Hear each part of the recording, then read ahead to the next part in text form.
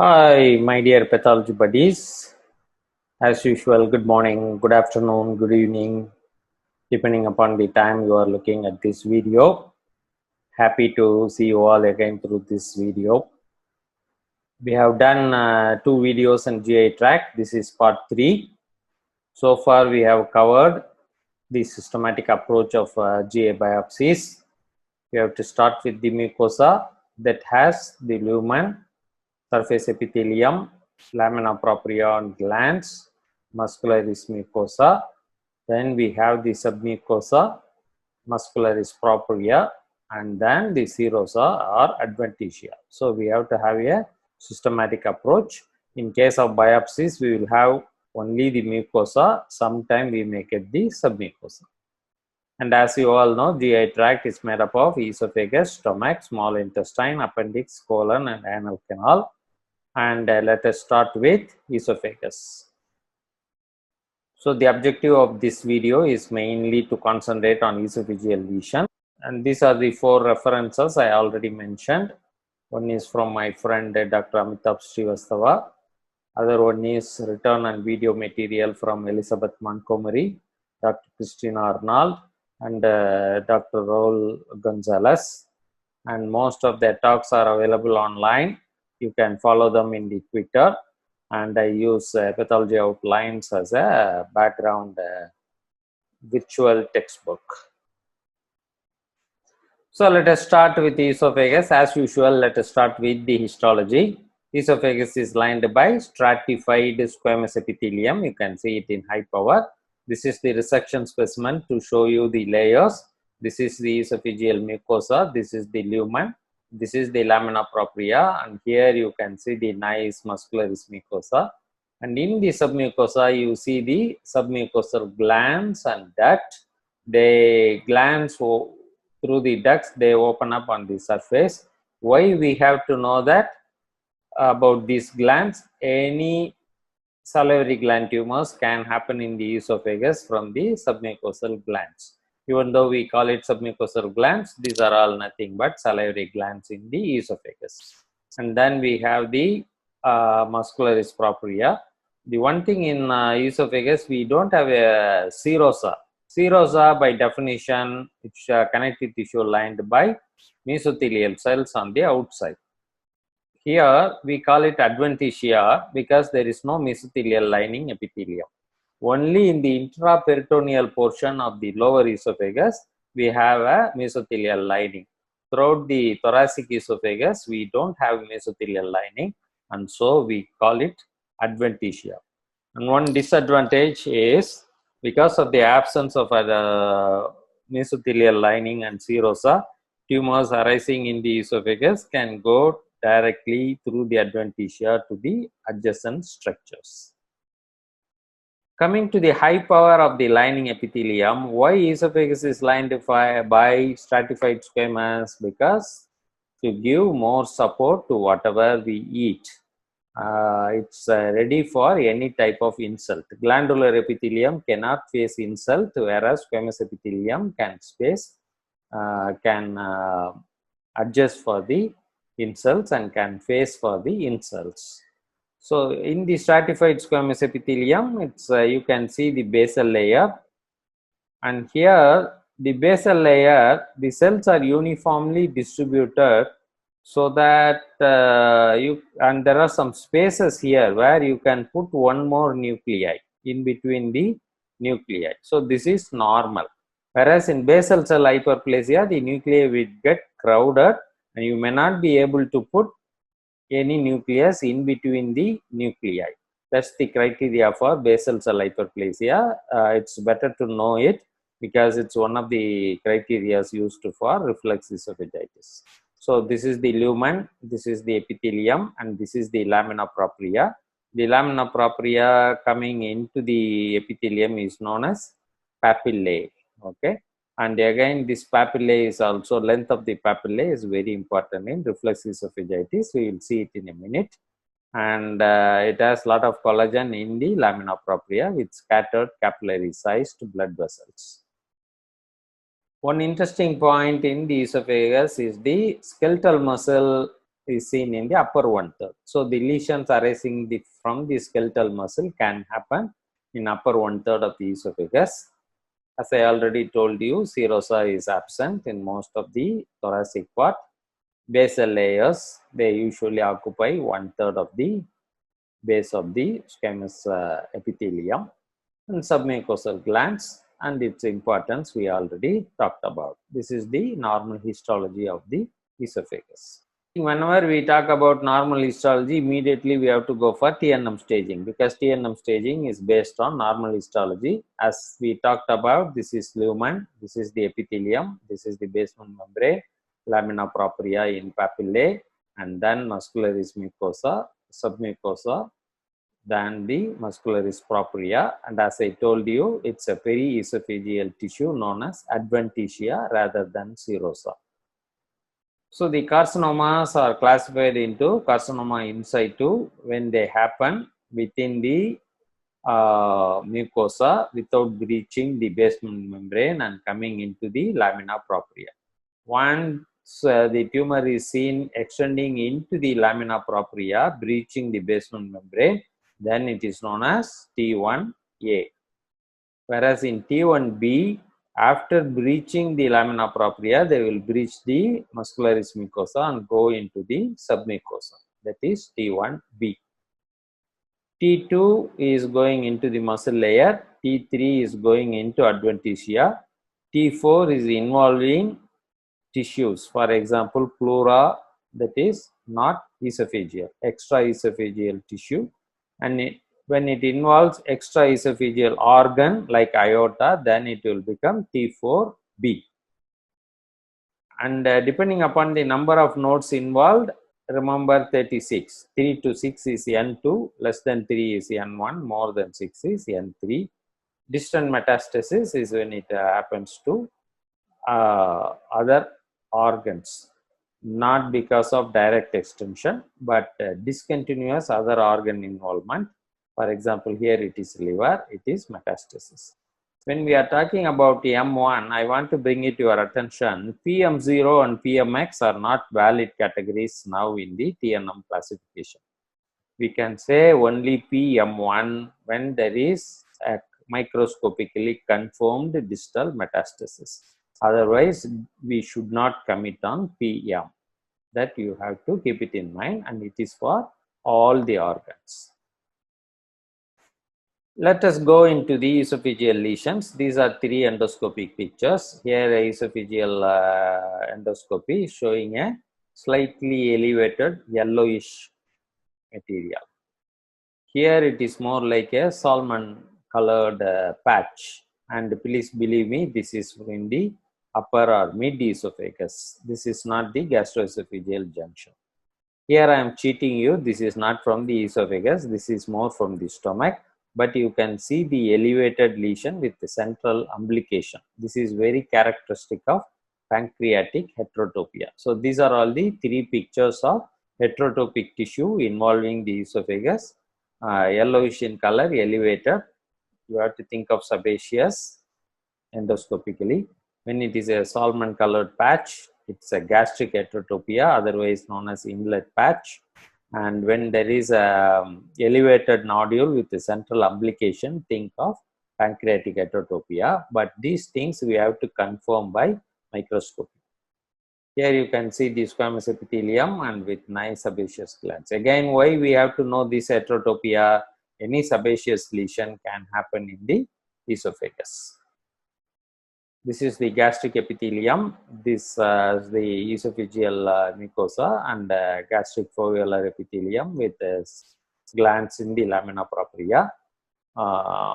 This we should not confuse with goblet cells. And this is not Barrett's, because this is taken from the upper or mid portion of the esophagus. In pancreatic heterotopia, here you can see the nice lobulated pattern with pancreatic acini with granular abundant cytoplasm. Again, any pancreatic lesion can happen from the heterotopic tissue in the esophagus. So these are all the 3 common heterotopic tissue you see in the esophagus. Now let us see what are all the lesions that can happen in the esophagus. Can be normal, can be inflammatory, it can be neoplastic. This is the beautiful flow chart given by my friend Amitabh. When it is inflammatory, we have to see what is the predominant inflammatory cell type. Is it eosinophils, neutrophils, lymphocytes, granulomas, or quasi-inflammatory? Inflammatory cells are very less in number. This pattern is also known as deserted pattern. No obvious inflammatory cells may be present. Whenever you think of neoplasia, we have to look for metaplasia and dysplasia as a field change. Otherwise, the neoplasia can be metastatic to the esophagus, which is very, very rare, but we have to keep it in mind. Whenever you see eosinophils, you have to think of reflux disease, eosinophilic esophagitis, infection, and others. Whenever you see predominant neutrophils, you have to think of infection, reflux disease, pill or medication induced esophagitis. Whenever you see more of lymphocytes, we have to think of reflux esophagitis, infection, dysmotility, HIV or combined variable immunodeficiency disease, Crohn's disease, and lichen planus. Whenever you see granulomas, think of Crohn's disease, sarcoidosis, infection, and medications. Whenever you see deserted appearance, first think of graft versus host disease. Otherwise, with the history, think of corrosive injury, any infections, medications, collagen vascular disease, amyloidosis, others like pemphigus. So these are all the predominant diseases involving in the esophagus. And practical and examination purpose, whenever there is a history of esophageal ulcer, you have to think of these 7 conditions: Candida, cytomegalovirus, herpes simplex, reflux esophagitis, pill esophagitis, Barrett's, and malignans. Let us see one by one. 31-year-old male present with a difficulty in swallowing, and the esophageal biopsy is teamed with spores and pseudohyphae. And this is a classic picture for candidiasis. No need for do special stain, but when you do PAS diastase, you can see the nice spores and pseudohyphae that also will be highlighted by the silver stain.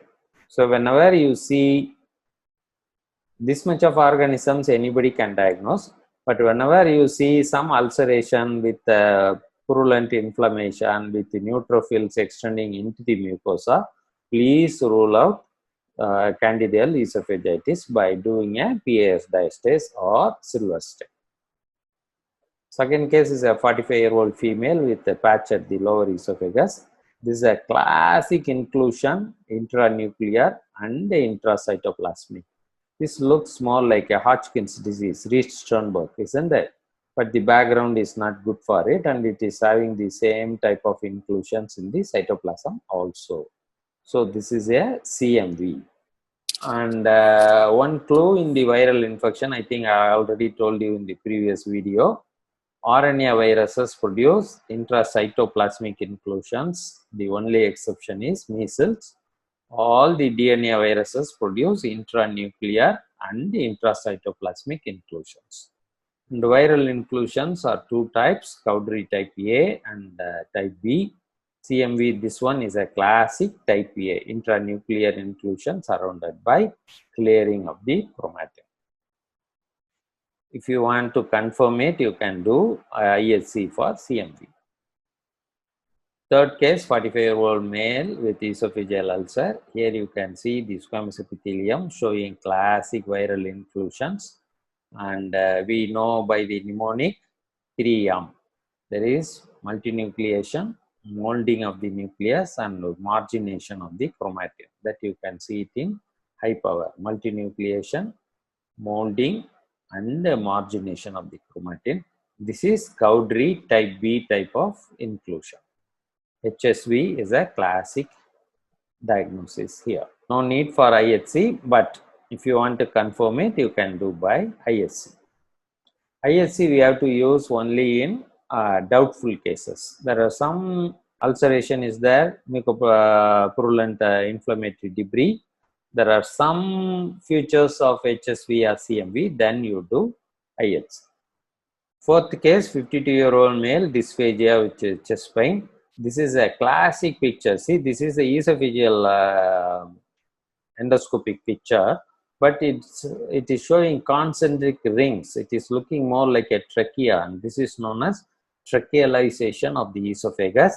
It is very characteristically seen in eosinophilic esophagitis. Here you can see the esophageal mucosa. There is nothing in the lumen, but in the mucosa there is a small micro abscess made up of eosinophils, and the eosinophils are also seen infiltrating through the squamous epithelium.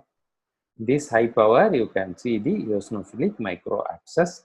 So this is a classic picture of eosinophilic esophagitis. And what are the criteria for eosinophilic esophagitis? More than 15 eosinophils per high power field. Remember, per high power field, eosinophilic microabscesses, basal hyperplasia, and the lamina propria fibrosis whenever you see that. But this first two is the major criteria. 15, more than 15 eosinophils per high power field and eosinophilic microabscesses. So I just want to cover what are all the eosinophilic gastrointestinal disorders. Whenever you see more eosinophils, you have to classify them as primary and secondary. Primary, it can be in the esophagus, it can be in the stomach, it can be in the small intestine, or it can be in the colon. The minute you see primary, you don't know exact cause of it. So you have to rule out all the other causes that comes under secondary to diagnose the primary eosinophilic gastroenteropathy. What are the secondary causes that you have to rule out? It can be bowel disease, like inflammatory bowel disease in GI tract, especially in colon, or celiac disease in small intestine. Hypereosinophilic syndrome, which is a systemic increase in the eosinophils. Connective tissue diseases like scleroderma, dermatomyositis, and mixed connective tissue diseases. Parasites, this is more important. Strongyloidosis, schistosomiasis, trichinella, ankylostoma. Parasites you have to rule out before diagnosing primary eosinophilic gastroenteropathy. We have to always think of medications. Minocycline, enalapril, food allergy, reflux esophagitis can also cause secondary eosinophilic esophagitis. Some vasculitis, Church-Strauss syndrome, polyarteritis nodosa also can increase the number of eosinophils. And lastly, malignancy. There will be some malignancies that will show increased number of eosinophils, especially Hodgkin's, T-cell non-Hodgkin's lymphoma, histiocytosis X. But to think of eosinophilic leukemia and mastocytosis, because number of eosinophils along with mast cells will be more in mastocytosis. Case number 5, 42-year-old male, chest uncomfortability. This is more like a G junction. You can see some erosion, extension of some salmon colored patch here. This is the normal esophageal squamous epithelium, whereas you can see something protruding into the esophagus from the stomach. And microscopically, you see basal cell hyperplasia, and see the extension of the lamina propria papillae up into the epithelium. This is mainly because of basal cell hyperplasia. The minute basal cells become hyperplastic, the papillae will be extending up. And I think there is one high power view. Here you can see the basal cell hyperplasia. Normally it is there up to 1/3 of the epithelium. When do you call basal cell hyperplasia? When you are not able to put an additional nuclei in between the basal cell nuclei, you call it basal cell hyperplasia. And the normal papillae may extend up to 50% of the epithelial thickness. When it extends above 50%, it's a diagnostic criteria for reflux esophagitis. So this is a classic case of reflux esophagitis. The criteria can be yearly and late changes. Yearly, there is basal cell hyperplasia where it occupies more than 15%. If I told 30% or 1/3, please excuse. The criteria is 15%. If the basal cell hyperplasia is more than 15%, it will fall under the diagnosis of reflex esophagitis. And when there is increased length of the papillae, more than 50%, here it is up to 80% is there. That's one of the criteria for reflex esophagitis. And these two criteria, we have to have the orientation. Proper orientation is very, very important. In late stages or in severe cases, we will start getting intraepithelial eosinophils and intraepithelial neutrophils. Eosinophils and neutrophils will start circulating through the epithelium. So these are the four criteria. Basal cell hyperplasia more than 15%, papillary extension more than 50%, 50, intraepithelial eosinophils in intraepithelial neutrophils, classic diagnosis of reflex esophagitis. This is an endoscopic view where there is some reticulated lesion. There is minimal erosions are also seen. Biopsy showed band-like lymphocytes at the junction of the mucosa and the lamina propria. And when you go to high power, you see individual apoptotic bodies or dead squamous cells. So this is a lichenoid infiltrate, and these are severe bodies. So it's a classic of lichen planus involving the esophagus. In this endoscopy, you see some erosions, some linear erosions, and microscopically it shows separation of the esophagus from basal layer, and you can see nice acantholytic epithelium. And funnily I tell them the epithelium are having a detached attachment that we should have with our patients. So this detached attachment is a classic of pemphigus. So these are the two nice classic examples of lichen planus and pemphigus. This can happen in the esophagus, not only in the skin. Keep it in mind. I have seen it in the cervix also. Wherever there is a squamous epithelium, these diseases can happen, especially in the exam. Keep it as a differential diagnosis. Now we are going to most important disease in the esophagus. This is the gastroesophageal junction. You can see the gastric mucosa extending into the esophagus more than 1 centimeter. So clinician also thought of Barrett's. We have to keep the Barrett's esophagitis as a clinical and endoscopic diagnosis. In 2016, the American College of Gastroenterology has given guidelines for Barrett's esophagus. It's a salmon-colored mucosa extending more than 1 centimeter proximal to GE junction, but biopsy confirmation of intestinal metaplasia is very, very essential for the diagnosis of Barrett's. So it is microscopic as well as clinical diagnosis. The problem here, whenever they talk about 1 centimeter, unfortunately there is no board available there. Welcome to stomach. Thank you for visiting the esophagus. We don't have that welcome board at the junction. So it's very difficult to measure the length up to what the salmon colored patch is extending. So the microscopic appearance of intestinal metaplasia is very, very important for the diagnosis of Barrett's. So this is the goblet cells, and whenever we think of goblet cell, there is an entity called pseudogoblet cells where there is clearing of the lining epithelium. These are foveolar type of gastric epithelium that shows more of clearing, whereas here it is more flask shaped cells, and these are true goblet cells and these are known as pseudogoblet cells. How can you differentiate? It's very simple, just to do a PAS diastase. The foveolar cells are having PAS positive mucin, whereas the goblet cells are having Alcian blue positive mucin. That he can see very nicely. And another thing you have to remember is complete intestinal metaplasia and incomplete intestinal metaplasia. This is a beautiful slide. I got it from one of the Dr. Montgomery's presentation. In complete intestinal metaplasia, you have the goblet cells and the absorptive cells, and you see the nice brush border appearance. Whereas in incomplete, you have more foveolar type of epithelium with goblet cells. There is no brush border appearance. Is it important to differentiate complete and incomplete? The answer is no. There is no clinical implication or difference in between complete and incomplete intestinal metaplasia.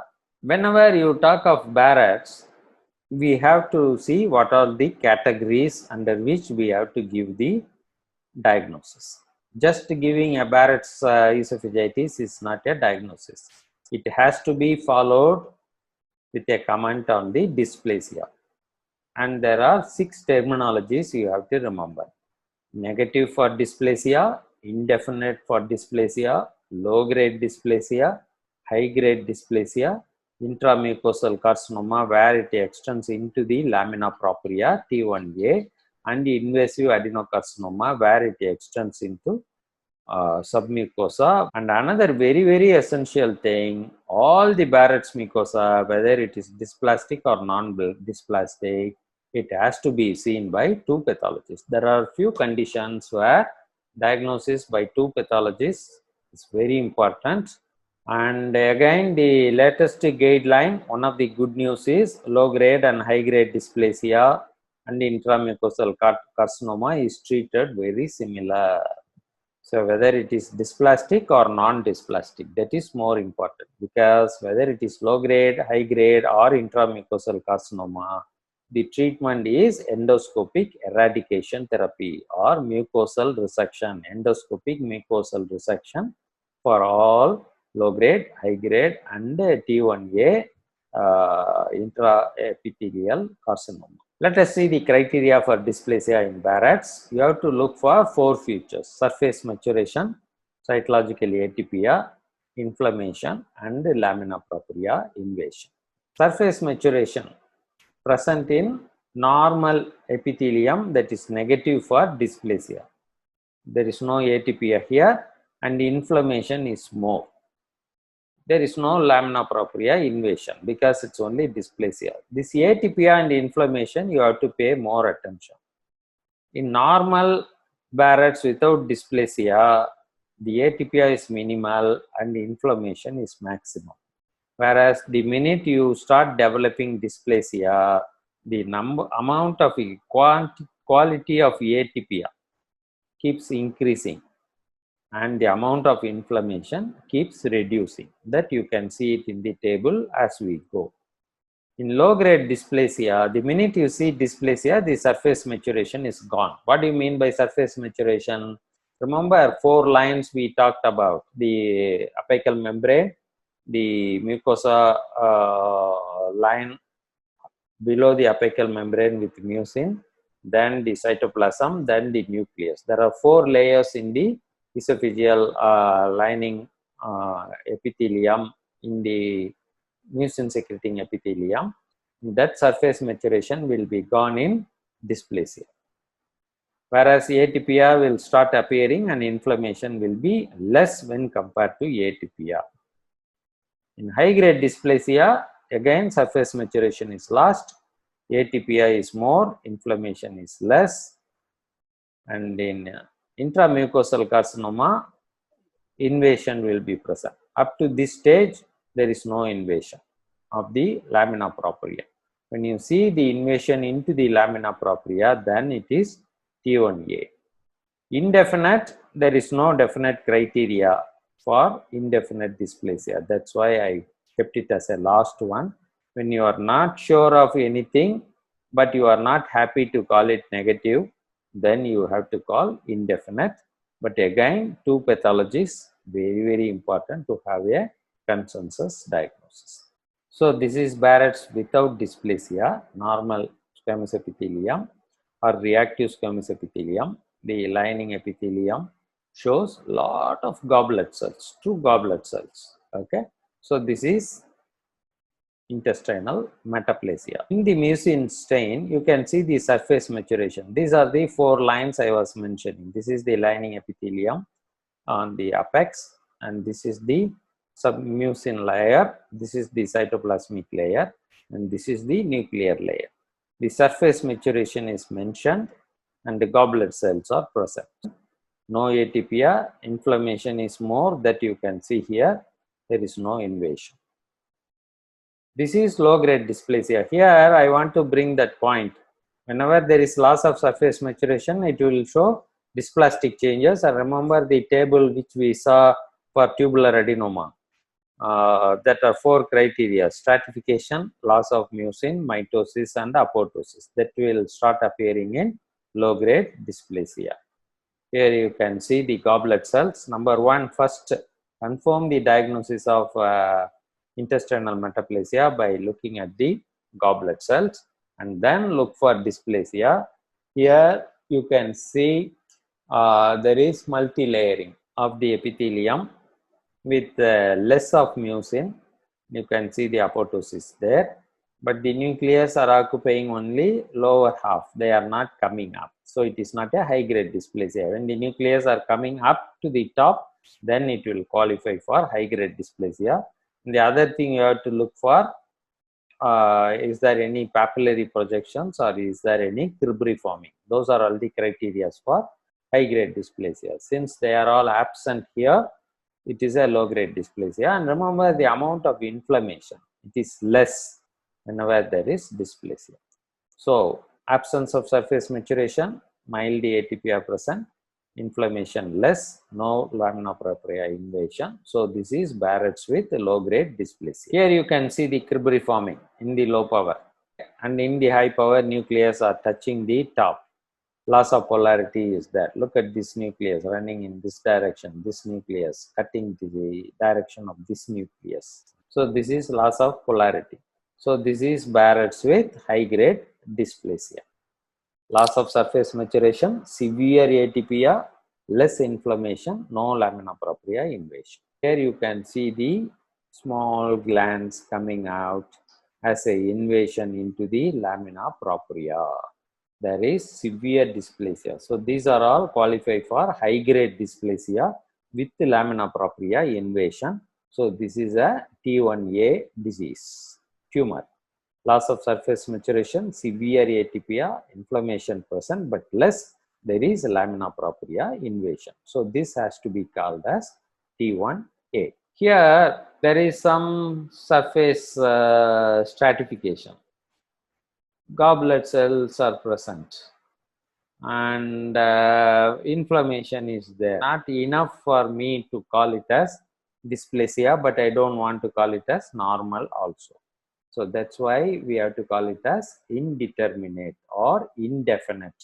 So this is Barrett's indefinite for dysplasia, where surface maturation, atypia, inflammation, everything is not sure of this side or that side. But definitely no lamina propria invasion. But these 3 things are not helping us to say whether dysplasia is present or not. So this will fall under the category of indefinite for dysplasia. But again, this has to be confirmed by the another pathologist. And this indefinite dysplasia should not be more than 2 to 5% in your diagnosis per year. If you see a lot of esophageal mucosa biopsies, see how many Barretts you have seen and how many you called as indefinite. It should not be more than 5%. Whenever there is indefinite dysplasia, you are thinking just to do a P53. When P53 is present, then it indicates dysplasia. That is for sure. P53 is very, very helpful to diagnose dysplasia. So this is a composite picture that shows all the 6 terminologies in one slide. Goblet cells are there, nice maturation is there. So this is Barrett's negative for dysplasia. Here inflammatory cells are going in, nucleus are showing some atypia, surface maturation may be absent, so I am not very sure. So this is indefinite for dysplasia. Here definitely surface maturation is lost, stratification, nice goblet cells, apoptotic bodies you can see, but these stratified nuclei are not reaching the top and they are all maintaining the polarity. So this is a low grade dysplasia. Here atypia is high, polarity is lost, nucleus are touching the top of the epithelium. So this is high grade dysplasia. Here the malignant cells are extending into the lamina propria, breaching the basement membrane. So this is a intramucosal carcinoma. This low power view, you can see the Barretts with the high grade dysplasia and the malignant glands are extending into the lamina propria. This is the muscularis mucosa. I told you the treatment for low grade, high grade and intramucosal carcinoma is a mucosal resection. This is a beautiful section I got from Christina Arnold's presentation in I think it's a CAP virtual pathology lecture series. This is how a well-oriented mucosal resection specimen should look. Whenever you see mucosal resection, you orient the sample and get nice section. And number one, you identify all the layers and the margins. Okay, so this is the epithelium, this is the lamina propria, this is the muscularis mucosa, and this is the submucosa. So 4 layers you have to identify. When the lesion is seen in the epithelium, in the lamina propria, above the muscularis mucosa, then it is PT1A. When it is the malignant glands are seen in the submucosa, then it will become T1B. That understanding is very, very important. So we identified all the layers. Now we have to identify the margins. There are 2 margins. One is the deep margin, other one is the lateral margin. So these are the lateral margins here, and this is the deep margin. And after identifying the layers and the margins, you identify the lesion. The lesion is appearing here. I don't want to show it in high power because when I show the high power view, you may lose the orientation of the whole image. That's why I'm sticking to the low power. But please believe me, in high power, high grade dysplastic Barrett's epithelium is there here. And whenever you see dysplasia, you grade the dysplasia, whether it is high grade or low grade or invasion.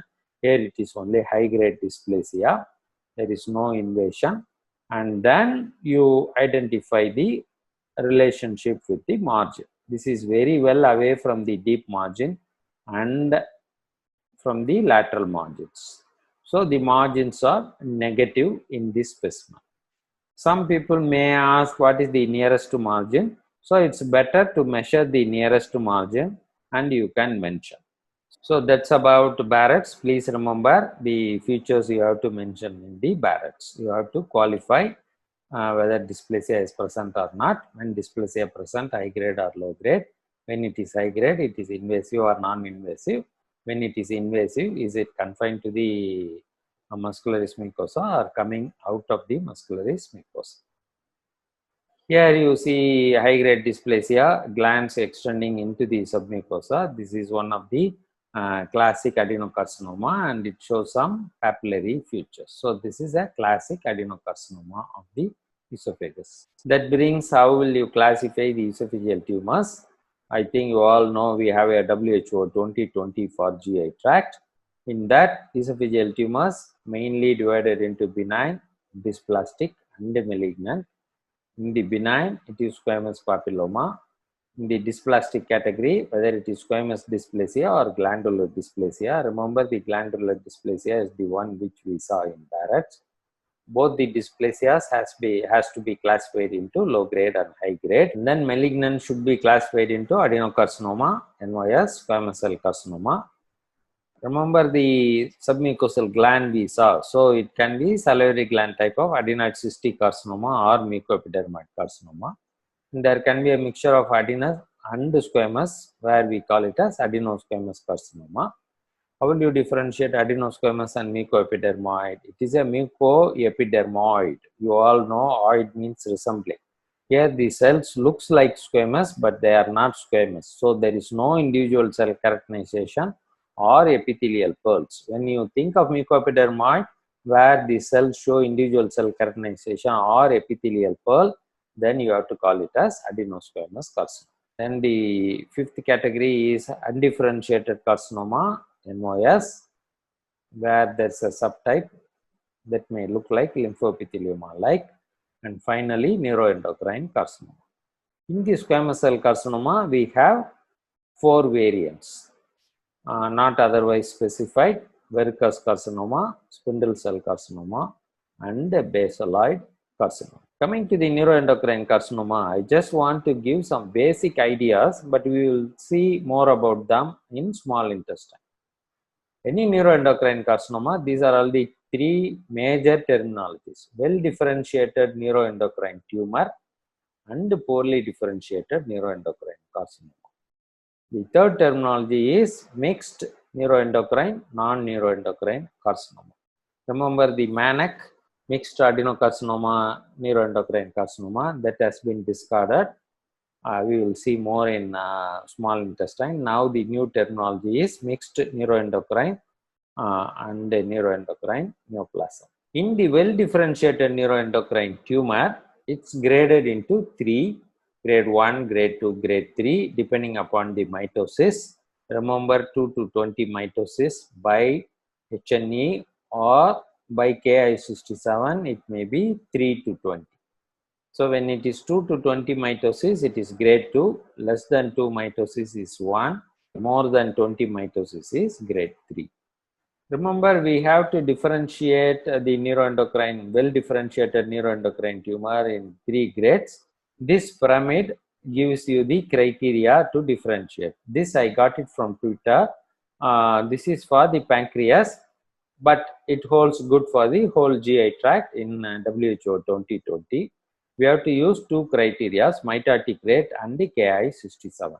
When the mitosis is less than 2 and the Ki67 is less than 3, it is neuroendocrine tumor grade 1. When the mitosis is 2 to 20 and Ki67 3 to 20, it is grade 2. When the mitosis is more than 20 or Ki67 is more than 20, it is grade 3. The thing you have to remember, grade 3 well differentiated neuroendocrine tumor is not equivalent to poorly differentiated neuroendocrine carcinoma, because these are two different animals. How will you differentiate poorly differentiated neuroendocrine carcinoma from grade 3 neuroendocrine tumor? You have to do P53 and retinoblastoma gene. Loss of a retinoblastoma gene is more of poorly differentiated neuroendocrine carcinoma, whereas in grade 3 well differentiated neuroendocrine tumor, they will be preserved.